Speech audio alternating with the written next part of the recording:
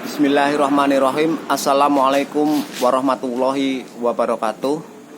Om Swastiastu, Shalom, salam kebajikan, salam seni budaya, Rahayu, Rahayu, Rahayu.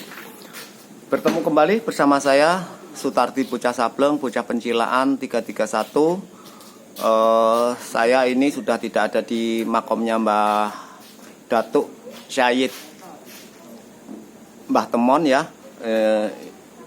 Di saat ini saya dalam perjalanan dan saya mendapatkan wejangan-wejangan dari juru kunci ya, juru kunci dari ibu dan bapak ya.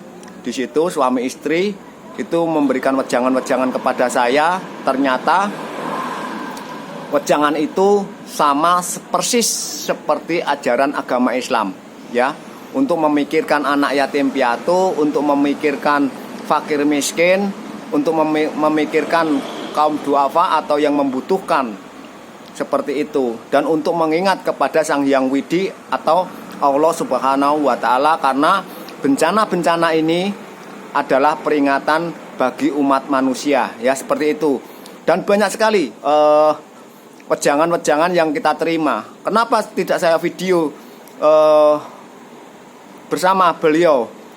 Maaf, karena kalau saya video bersama beliau itu saya nggak enak kan gitu. Lebih baik bapak ibu dan saudara-saudara, para netizen ini biar datang sendiri ke makam tersebut, biar tahu yang sebenarnya. Jadi tidak cuma katanya dan katanya temennya temanku, katanya temennya saudaraku. Itu nggak faedah itu ya, nggak digunakan. Itu sama saja fitnah atau ujaran kebencian, seperti itu. Cuma kata-katanya itu seperti itu. Jadi lebih baik daripada katanya, lebih baik datangi sendiri. Nanti jadi ke makam situ, ke makamnya Mbah Temon itu mendapatkan dua jalan ya. Pertama yaitu kita berziarah ke situ untuk kirim doa. Yang kedua kita mendapatkan wejangan-wejangan dari juru kunci, apa yang harus kita lakukan, apa yang harus kita jalankan, mendapatkan kritik, saran dan pemasukan, seperti itu sebagai umat beragama. Nah di situ itu keistimewaan berziarah di tempatnya Mbah Datuk ya, Datuk Syahid Mbah Temon. Itu keistimewaannya di situ. Itu baru baru satu orang ya, baru satu juru kunci yang mau memberikan saran, kritik dan pemasukan kepada saya, seperti itu. Karena saya betul-betul untuk kedepannya, memikirkan kedepannya, bukan untuk pribadi, seperti itu.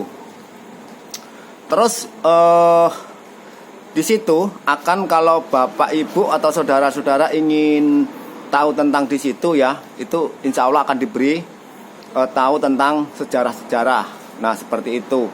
Nah tentang makom ini saya akan membongkar sedikit dari golongan beliau, dari golongan anak buah Dajjal. Ini suka sekali membalikan fakta ya, suka banget membalikan fakta, tidak konsisten apa yang dia perbuat, apa yang beliau lakukan, seperti itu. Ini saya tahu sendiri dari ceramah beliau, dari YouTube ceramah beliau, dari informasi beliau. Pertama tentang merusak makom leluhur beliau, seperti itu. Itu dituduhkan kepada seorang pribumi ya. Pribumi itu ya dari Sabang sampai Merauke ya, seperti itu. Yang kedua perusakan masjid atau pembakaran masjid, seperti itu juga ditujukan kepada pribumi. Nah terus apa itu yang saya ingat itu yaitu kemarin ada, lupa saya, karena kalau saya nggak buka catatan itu nggak lupa ya, seperti ini, karena banyak banget petunjuk-petunjuk yang kita dapatkan seperti itu. Makanya golongan beliau ini tidak konsisten. Oh ya, untuk ini negara NKRI mau dijadikan negara khilafah atau rasin. Nah seperti itu apa? Dia membalikkan fakta seperti itu. Ini sangat apa ya, kita harus berhati-hati. Baru di dunia aja membalikkan fakta, apalagi nanti di akhir zaman, di alam barzah kan gitu.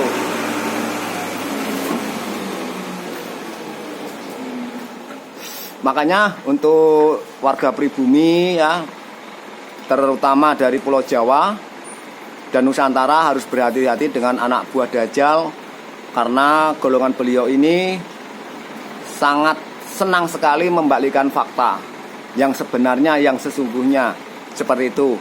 Yang dirusak malah justru itu makom-makom pribumi. Jadi seperti pemalsuan makom seperti itu. Kan sudah saya bongkar kan, pemalsuan makom itu sebenarnya tujuannya untuk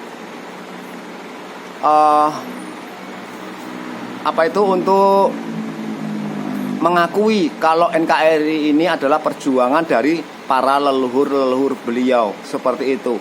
Makanya seperti makom Wali Songo dan makom para leluhur-leluhur kita di Pulau Jawa ini sudah dikuasai oleh beliau dari yayasan. Banyak sekali. Makanya tahun 2024 kemarin saya mendapatkan petunjuk untuk ziarah ke Wali Songo dan para murid-murid Wali Songo dan pribumi ya, para raja dan ada kaitannya Mojopahit dan Mataram. Itu ternyata betul sudah dikuasai oleh dari golongan beliau, dikelola oleh yayasan. Seharusnya itu kan dikelola oleh kota atau daerah ya, seperti itu. Contohnya di pemerintah daerah, Pemda, itu seharusnya yang mengelola sebenarnya itu, bukan dari yayasan. Terus dari pajak-pajak dari Jawa Barat, ini juga heran saya. Ada salah satu warga di daerah Jawa Barat itu mengatakan kepada saya kalau pajak itu harus ke yayasan. Ini hasil dari reformasi ya. Saya gencer ini hasil dari reformasi ini. Karena apa? Reformasi itu bukan untuk masyarakat, tapi untuk satu golongan ya, seperti itu. Makanya ikuti terus petunjuk-petunjuk yang kita dapatkan. Tadi malam apa akan kita bongkar. Tadi malam petunjuknya yaitu untuk membongkar tentang reformasi. Dan sekarang saya siap karena petunjuk-petunjuk itu selalu hadir ya. Makanya saya kalau membuat video seperti ini berarti saya mendapatkan petunjuk seperti ini. Kalau saya membuat video, saya mendapatkan petunjuk seperti ini. Nah, seperti itu. Itulah perjalanan yang saya lakukan selama ini di Pulau Bali ya. Makanya di Pulau Bali ini sebenarnya benar-benar kuat gitu ya. Benar-benar kuat dari syariat dan akidahnya. Biarpun umat Hindu ya, umat Hindu itu lebih kuat daripada umat Islam. Lemah seperti itu. Ini bukan fitnah loh, saya bukan menjelek-jelekin, tapi kenyataan seperti itu. Karena di Pulau Bali ini sangat kuat sekali. Orang Islam di Bali juga kuat sebagian kuat, sebagian jatuh imannya. Seperti itu, juga jatuh syariat dan akidahnya. Seperti itu. Makanya apa?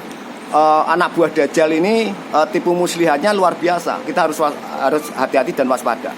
Ya, itu pesan saya sebagai pengemban amanah para leluhur di Pulau Jawa bahkan di Nusantara. Mungkin cukup sekian. Apabila ada kata-kata yang tidak berkenan di hati Bapak Ibu sekalian, saya Sutardi Bocah Sableng, Bocah Pencilaan 331, mohon maaf yang sebesar-besarnya. Akhir kata, wassalamualaikum warahmatullahi wabarakatuh. Om Santi Santi Santi. Shalom, salam kebajikan, salam seni budaya, rahayu, rahayu, rahayu. Jaga NKRI dengan ajaran berbudi luhur, berbudi pekerti, ajaran asli pribumi Pulau Jawa dan Nusantara. Salam merdeka. Sampai jumpa.